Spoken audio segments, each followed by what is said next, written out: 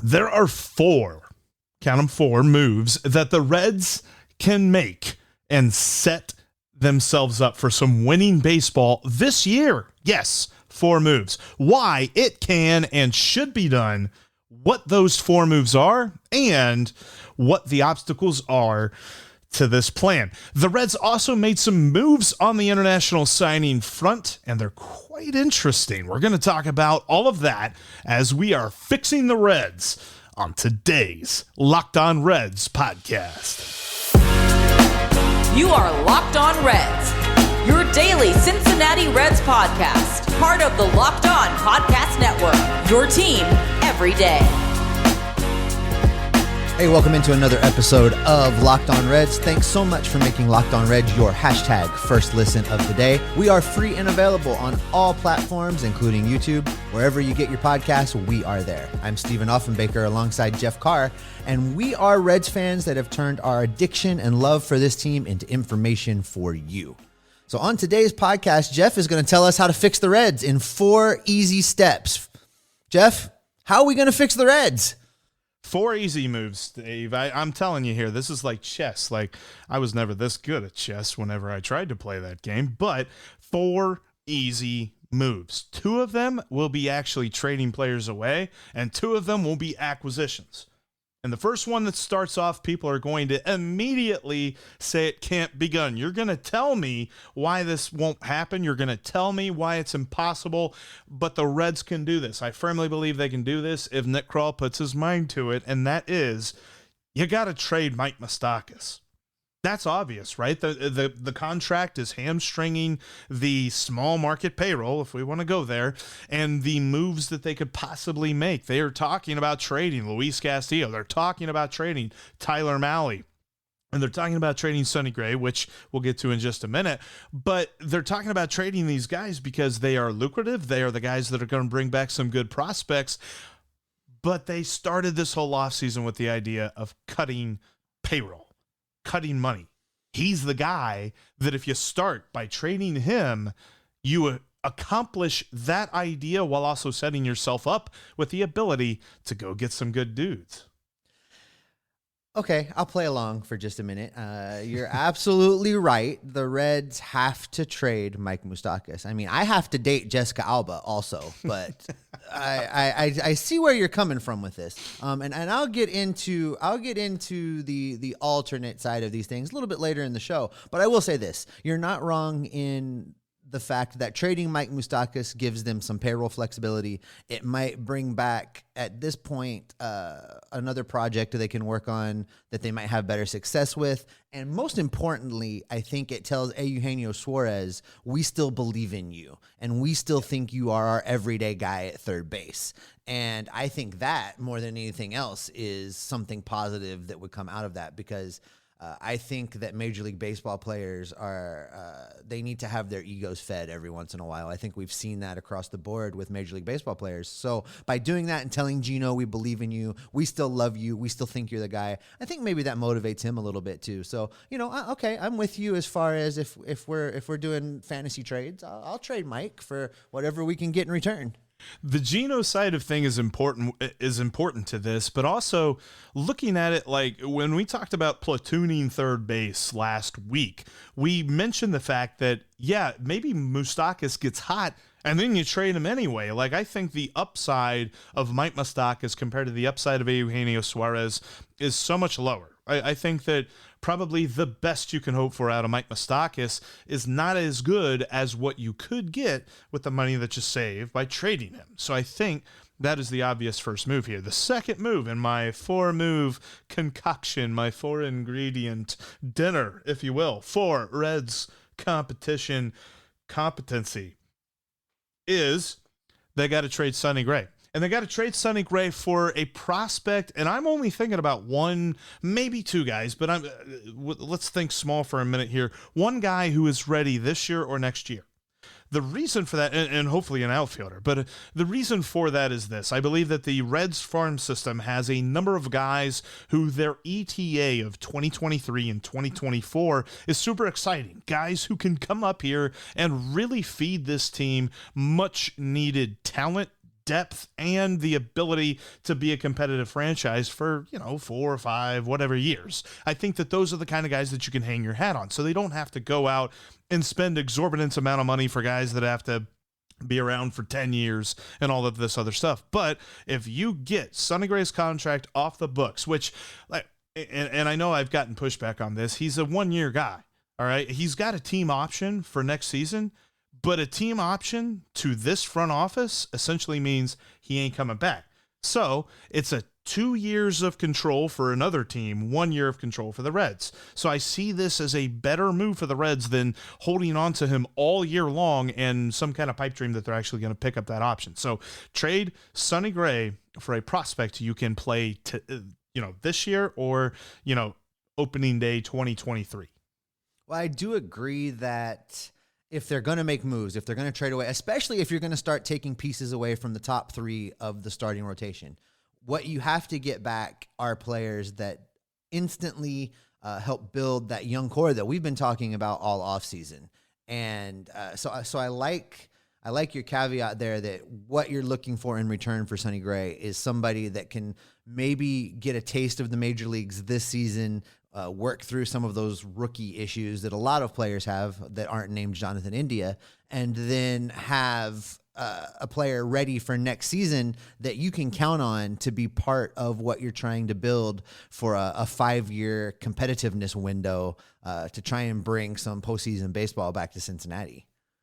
Yeah, and I don't love the idea of trading one of your 3 horses at the top of the rotation, but I see there being maybe not a significant period of time this season, but a time period during the year that is significant enough that the Reds are going to have to figure out how to replace Sonny Gray in the rotation because he's out due to injury. I hate the tag injury prone, but that's kind of where Sonny Gray is at this point in his career. He's a good pitcher when he's healthy. You can get 5 really, really good innings out of him, maybe a 6th solid inning, and if he's just really feeling it, maybe 7. But I'm never expecting him to go 7. You're basically just hoping he can go 6 at this point, but he is really, really good for those first 5. That's kind of the way that the league is going, and it's kind of the way that most pitchers that are on the upper tiers, maybe not the top tier, but the upper tiers, are kind of built nowadays. But part of that is he's got back problems. He's had knee problems in the past. I don't want the Reds to hinge a lot of hopes on holding on to him, and I think that he can bring back an interesting prospect. And one more thing, and this is something too. So there's two trades and getting rid of guys. 3rd and 4th, I'm going to kind of group together here because they're acquisitions. Sign a closer, which I know we don't really like that term. We don't like the idea of limiting a guy to the 9th inning. But even in this case, in this scenario, if you sign a guy that you say, we believe he can pitch the 9th inning, that's great. Everybody else can slide in right behind him. That's fine. Sign a closer and sign a starting outfielder. Now, I would like you to be Kyle Schwarber, but you could also sell me on a dude who's probably not going to make $20 million because the Reds aren't going to pay him $20 million, but a starting outfielder. I don't want them to hinge everything on Nick Senzel. I think they need to sign a closer and a starting outfielder, and those are your 4 moves. Trade Mike Moustakas, trade Sonny Gray, sign a closer, and sign a starting outfielder. Boom. Well, and contention. And talking about signing an outfielder, I mean, you need to sign an outfielder even if Nick Senzel plays 162 games. Yeah. There's a big problem in right field right now. Never mind center field. So in your scenario, going out and getting an outfielder absolutely has to happen because Aristides Aquino isn't it. The guys that we have on the roster, is Tyler Naquin going to be a guy that gives you 155 games in a non-platoon situation? I don't think he is. They're going to have to go out and get somebody. Now, you talk about Schwarber. I think that what Schwarber did last season, and by the way, you knew he was from Middletown. Yes, I wasn't sure. I wasn't sure if you did. But Kyle Schwarber had a really good season, and I think that he is going to be priced out of the Reds' range. And maybe I'm wrong. Maybe he wants to wrap things up in Ohio close to home. Who knows? I mean, stranger things have happened. But I do agree that the outfield definitely is in need of them going out and getting somebody. Coming up in the next segment, I'll tell you what I think should happen there. But you're not wrong. You are absolutely right that they need to go make a move in the outfield. Yeah, I think that Steve feels some kind of way about this plan here, and I think he's going to tell me exactly what he's feeling here in just a moment. You know what's going to have you feeling some sort of good way? Built Bar.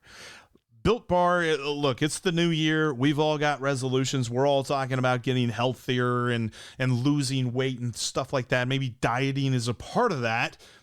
Built Bar is going to help you out. If yours is about getting fit and eating healthier, make sure that you include Built Bar in your plan. Built Bar is the protein bar that tastes like a candy bar, but it's better than that because it's got the amazing statistics that are going to elevate your game to the next level, take you to the level that the Reds want to be at in 2022. We're talking about most Built Bars having around 130 calories, 4 grams of sugar, 4 net carbs, and up to 17, sometimes 18 grams of protein. Those are some power numbers right there. Check them out today at Built.com. Use the promo code LOCKED15 to save 15% off your next order. There are amazing flavors going in and out all the time. Right now, you can check out Cherry Barcia, my favorite, or Coconut Brownie Chunk, which is right up there with it. You've also got salted caramel. You've got some great stuff like the puffs, the Built Bar puffs. I believe Churro Puff is back. You got to check that out. Kind of tastes like Cinnamon Toast Crunch. For those of you who are breakfast cereal fans like myself, I think I'm going to have some Cinnamon Toast Crunch tomorrow, actually. Anyway, that's off topic. Back to Built Bar. Built.com. Use the promo code LOCK15. You'll save 15% off your next order because, like I said, it's the new year, new resolution. We're talking about dieting, getting healthier. But, like, by week 3 of that diet, you're like, screw this. Give me some chocolate. Built Bar's made with 100% real chocolate. Built.com. And the promo code LOCK15 will save you 15% off your next order.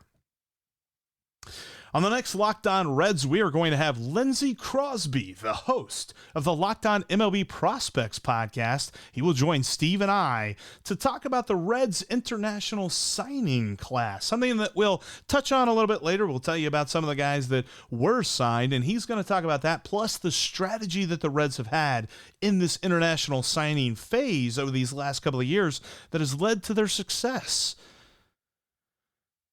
And I think that's going to be fun. Steve, I gave you 4 moves. I'm getting some sort of tension here, I think, or maybe some pushback. Maybe that's what it is.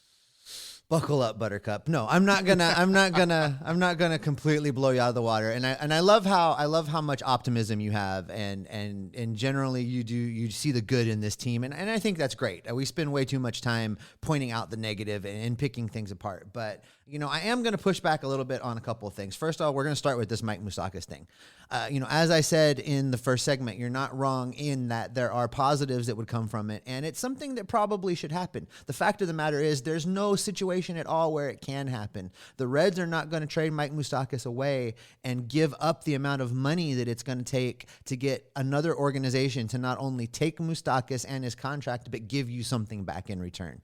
They're simply not going to do that. Bob's not going to trade away Mike and pay half of his salary for him to play for somebody else. That's just not going to happen. That's out the window. So the best scenario with Mike Moustakas is to put him in a platoon, utilizing both the third base slot and the designated hitter position, and get him his at-bats that way. And like you said, maybe he catches fire. Maybe we see something exciting. And then towards the All-Star break, he actually has some value that you can move him along with.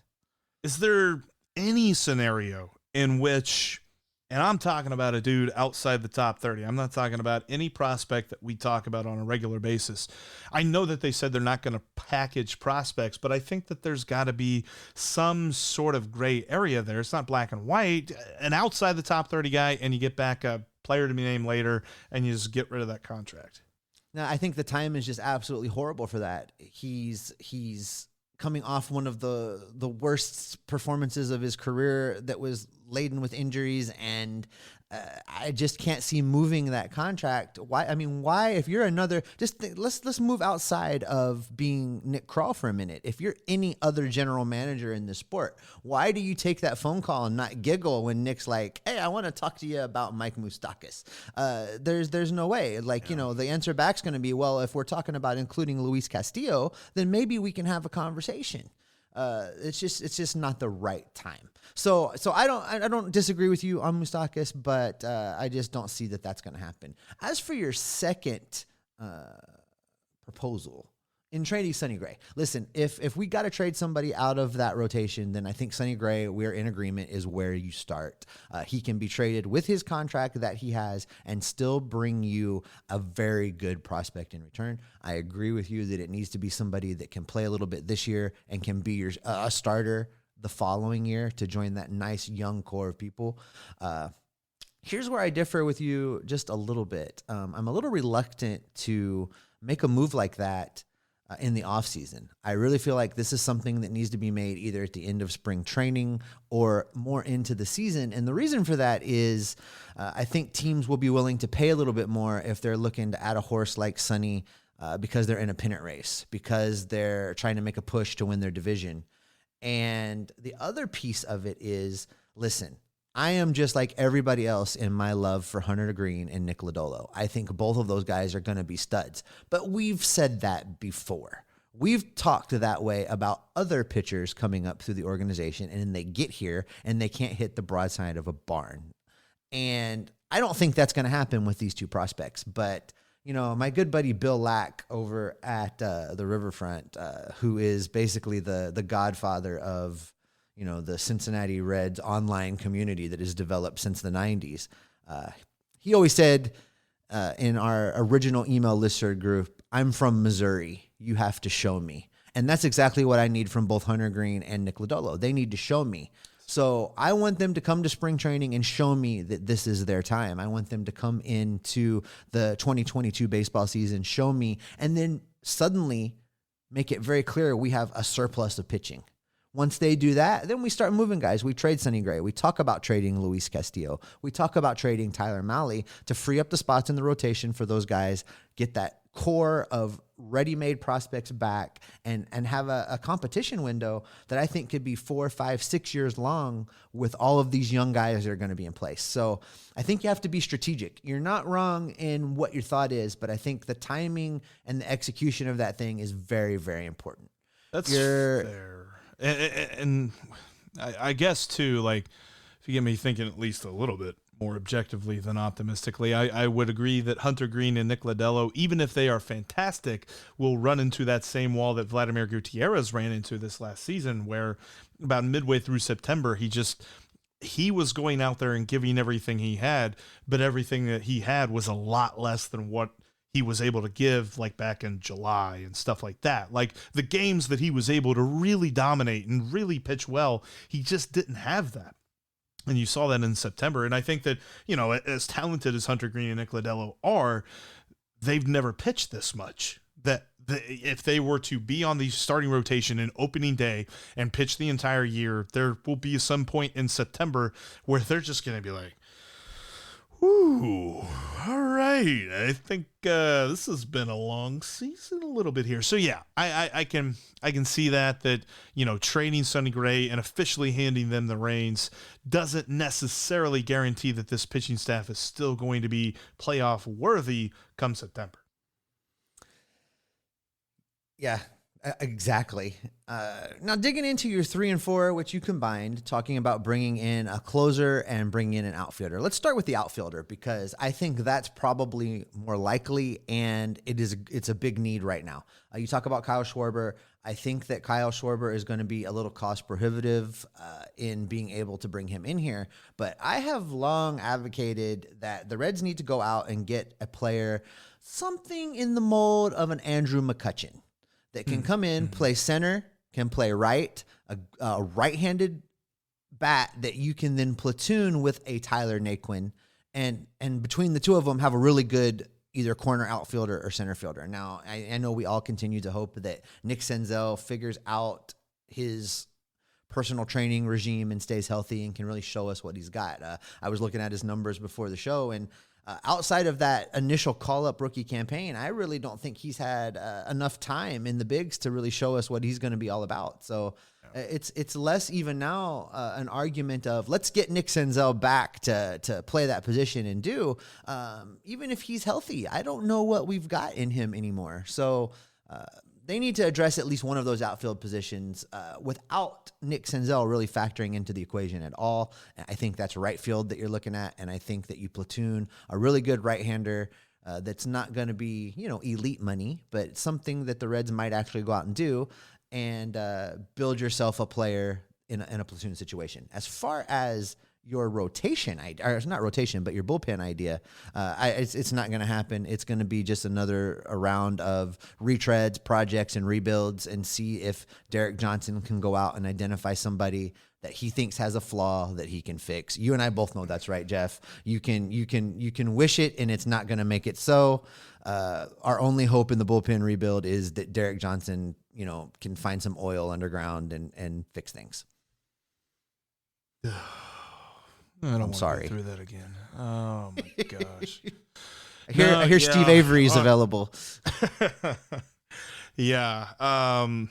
They're gonna call Eric Gagne, see if he wants to come out of retirement. I definitely don't disagree with you. Like, reality will set in on that one, and they're probably not going to. Like, I keep thinking, I'm like, well, the Diamondbacks signed Mark Melancon. Maybe we could sign somebody, but whatever. And it's not like Mark Melancon is the end-all be-all closers. I just think that as far as a team signing a closer, because we always say, like, the number one thing that a non-contending team has no use for is a good closer. Why on earth are the Diamondbacks signing Mark Melancon? Whatever. I don't understand that at all, but I felt like that was something that could at least lead the Reds to maybe explore a deal with somebody a little bit better than Sean Doolittle, maybe. And the outfield thing, like McCutchen, would be amazing as far as a platoon guy goes, because Tyler Naquin was really good against right-handed pitchers this past season. And I'd also kind of be here for the look on Pirates' faces if they had to face Andrew McCutchen in a Reds uniform. That would be kind of fun. Shout out to our friend Ethan Smith over at Locked On Pirates. I think he'd be kind of sad at that. I'd be in on that. That'd be fun. Yeah. No, I would still McCutchen would fall right into my plan there too. I think that a platoon situation of a McCutchen type player with Tyler Naquin kind of builds out that starting outfielder that I'm thinking of, and at least gives somebody to not make the Reds feel as though they are backed into a corner with Nick Senzel. Nick Senzel is somebody that I want to talk about in a bunch of different ways, and this is something that we're going to kind of cover some different angles of Nick Senzel's story for 2022. We're going to talk about that as we move through this lockout and hopefully into spring training and things like that, because I just feel like the only reason that the Reds are committing to him is they've got nobody else. This is like when you look in the fridge and you've got that one seltzer that you tried 3 years ago and you didn't really like that much, but you drank everything else in the fridge, and well, you really don't want to go out anymore tonight. So yeah, sure, we'll have that seltzer. Here we go. The other piece of that too, Jeff, is that really, there's a lot of people with a lot of money and a lot of time invested in Nick Senzel, and giving up on Nick Senzel makes a lot of people look bad. And I can totally see how the Reds aren't ready to do that. But if you're looking at Nick Senzel and you think that he is going to be your 155 game center fielder and give you 140 OPS plus, I don't think that's a bet that I'm willing to make. But if you're willing to make that bet, head over to betonline.ag, because they are starting off the new betting year with a good deal for you. You can use the promo code Locked On, and they're going to give you a 50% welcome bonus for whatever your initial deposit is. That is free money on the house to make the bets that you want to make. And if you want to throw that at Nick Senzel playing 155 games, you can do that. But I don't know that I would. Instead, I would look into all the other sports they've got on there for you. Right now, the NFL playoffs are underway. There's lots of good action there. There's basketball. There's hockey. They've got boxing. They've got UFC. They've got all the things they've got in Vegas, including the casino games. So head over to betonline.ag, enter the promo code Locked On for your 50% welcome bonus, and good luck. All right, Jeff, it's been a very interesting week in Cincinnati sports. Not only did we have the first lockout meeting that really didn't go anywhere in the hopes that the Reds would be returning to action, but so excited. You may or may not have noticed that our friends across the door, the Cincinnati Bengals, they did something that I had forgotten was possible. After 31 years, since 1991, the Cincinnati Bengals won a playoff game. And you know a little bit of something about that. There were two very important people there. One of them was named Jeff Carr, and the other one was named Jonathan India. There he is, Jonathan India. You know, Jonathan India showed up at the playoff game, and not only did he show up at the playoff game, he's down there tailgating in the lot. He is posing for pictures. He is hoodaying it up with the best of them. And because you were there, and because, you know, this is a moment that really just is Cincinnati sports. It's more than just baseball. It's more than just what we talk about here covering the Reds. It's about a city that has been beaten and badgered and made fun of and ridiculed for this ridiculous absence of postseason sports. And the Cincinnati Bengals have finally done a little something to help us out with that. This coming on the heels of the Bearcats doing what they did this year.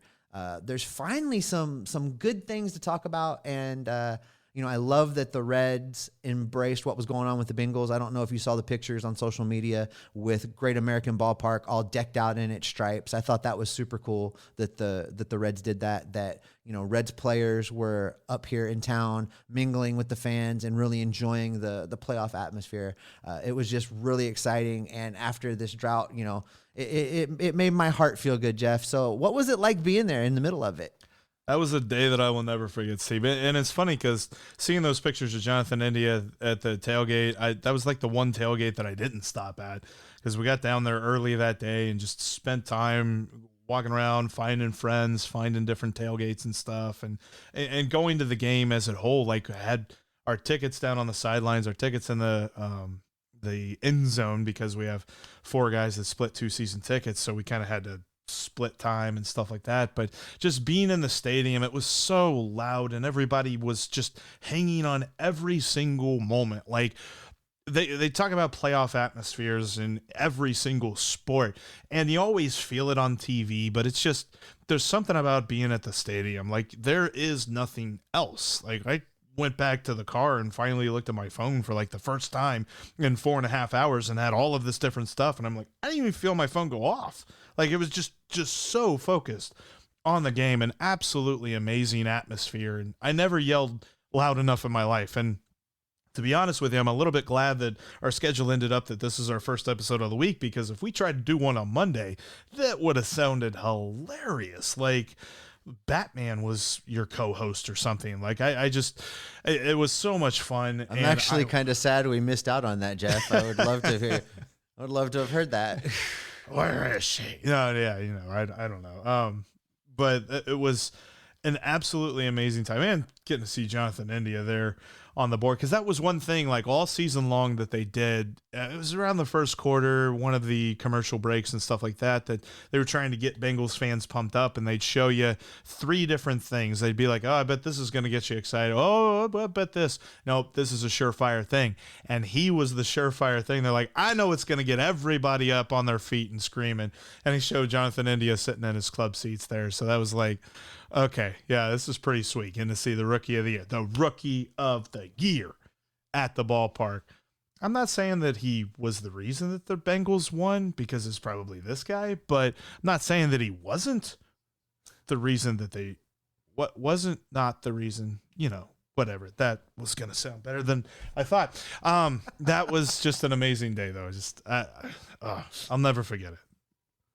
Well, I'm glad you got to experience that, Jeff. It's something that I think the city needed. the fan base needed. And there's a lot of people out there now, and I know you're included in this category, that don't remember the 1990 World Series run. I mean, you were technically around for it, but you don't remember it. And then, guys like myself and Chad Dotson and, that group of fans that we were all in late middle school, early high school time frame when the Reds won that World Series. And so we remember it and we lived it and we felt that joy. And it was just so great to see some joy back in Cincinnati and back amongst the fan base. And I hope that joy continues for the Bengals fans, and I hope that maybe it becomes a little inspiration for our friends in the Cincinnati Reds front office to go out and do some things so that they too can have a full electrified stadium for each and every home game. And it's so key, too, because I believe, and obviously Locked On Bengals can speak more to this, but I don't believe it's a fluke. I don't believe that this is something that they just snuck by in a playoff game and, okay, here we go. We're starting another 31 years without it. I think that this is a team that's going to be around for a while. But even on this other side of that coin is that I had a friend who was a big Titans fan text me whenever it was official that they're going to Nashville, and he said, "Welcome to Nashville. Hopefully the place where all Bengals fans' dreams go to die."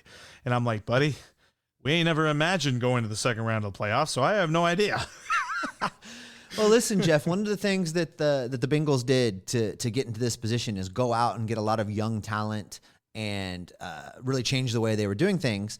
And we did want to talk, or at least mention a little bit today, that the Reds are still trying to do that. They are going out and getting some youngsters and trying to bring in some talent from different sources. And that, of course, was the international signings that we saw this week, where the Reds really did hit it big on a couple of their international signings in a way that, while it's not going to help the team tomorrow, it at least gives you hope that there are some more guys coming up the pipeline. And it does show us that even though there is a lockout going on, the Reds organization is still doing things to try to improve things for years to come.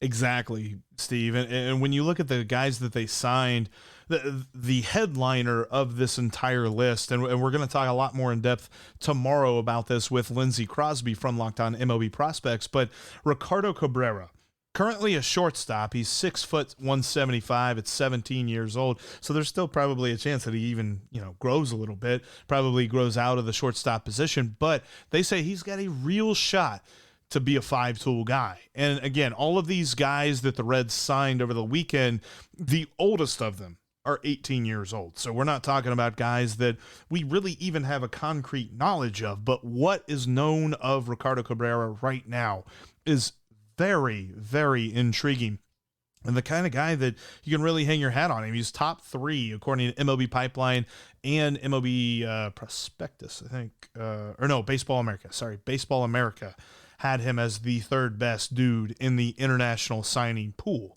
And they got a lot of different guys. There's one dude that I kind of earmarked as well. His signing became official actually on Monday. But he's the only guy who his signing bonus was reported so far, and his signing bonus was of $800,000. And that was something that I read from folks who really know what they're talking about when it comes to the international signing period. They said that, look at the bonuses. Like, you might read a scouting report that just seems super glowing and it sounds like this guy's going to be the next Willie Mays or something, but the signing bonus will really tell you something about it, where they believe this dude's talent is. And the Reds pool, so far as the signing bonus, as far as their money goes, was $5 million. They gave this dude almost a fifth of it. And that is Esmith Pineda, who is an outfielder, and his power, they said he's a big power bat, and he could really grow into be a really nice home run hitter down the road. But again, a lot of these guys that we're talking about 5-6 years down the road before we see them in the major leagues, it's just kind of fun to know that they are filling their farm system with these types of really exciting prospects and guys that Vladimir Gutierrez, everybody always thinks of Aroldis Chapman, of course, but there's been plenty of other guys as well, and Vladimir Gutierrez is one of the most recent success stories. I think it's also important to remember when we're talking about these guys, you mentioned how young they are. They're 18 years old. They've played a lot of baseball already, and what they've demonstrated is that they are very athletic and they have a lot of baseball ability. So I try not to get too hung up on, oh, this guy's good, the shortstop. This he plays that position, because, like you said, in most cases, these are kids. These are kids that are still growing. Their body is not done developing out, and they're gonna bulk up and they're gonna grow a little bit taller. So. What we don't know, just an example with the shortstop, what we don't know is if he's going to be a shortstop or not. But what we do know is that he can hit the ball. What we do know that is he's very athletic. What we do know is a lot of smart baseball people put eyes on him and thought this is a guy that we need to have in our organization, to the point that he's rated as number 3. So that, that's not the Reds saying that he's number 3. That's baseball. That's Major League Baseball. And it's various scouts and analytics saying this guy's number 3. So I'm really excited about signings like that. It's something to look to be a little bit excited about, and also find areas of the organization that we can agree are doing things right. And signing the number 3 guy in the international pool is doing things right. Yeah, and that's something that can't be overstated enough, I think, is that the Reds, while they don't go out and spend $25 million a year on a guy or just sign these crazy contracts that we wish they would, because we wish they would, bring back Nick Castellanos, and we wish that they would go get guys like that can help them get into the playoffs this next season, they still do plenty of other good stuff. And it's something like what Tom Nichols said. They've really put together a nice development staff and a good scouting staff, and a lot of it has really panned out when it comes to this international signing period. And that's something that Lindsey Crosby is going to tell us a lot more about on tomorrow's episode. I'm looking forward to talking to Lindsey, because, it's hard. Baseball is so expansive. There's so many players. There's so many levels. And with the international signings, these are clearly, guys that not a lot of us have seen. So I'm looking forward to hearing his take on it and learning a few things about a player that I don't know. I can't wait to sit down and talk with him tomorrow. He's one dude that knows his stuff. And I tell you what, though, that's going to wrap up this edition of the Locked On Reds podcast. Coming up on tomorrow's episode, the next episode of Locked On Reds, just like we said, Lindsey Crosby from Locked On MLB Prospects will join us to talk about the international signing period, Ricardo Cabrera, Esmith Pineda, and so much more. Thanks for making Locked On Reds your hashtag first listen of the day. Now make Locked On Bets your second listen, as your boy Q and Lee Sterling help you make a couple of bucks over at betonline.ag. That's Locked On Bets, just like Locked On Reds, free and available on all platforms. It might be the off season, and we might be locked out, but we are Locked On Reds. How often, Steve? We are Locked On Reds every single day. See you next time.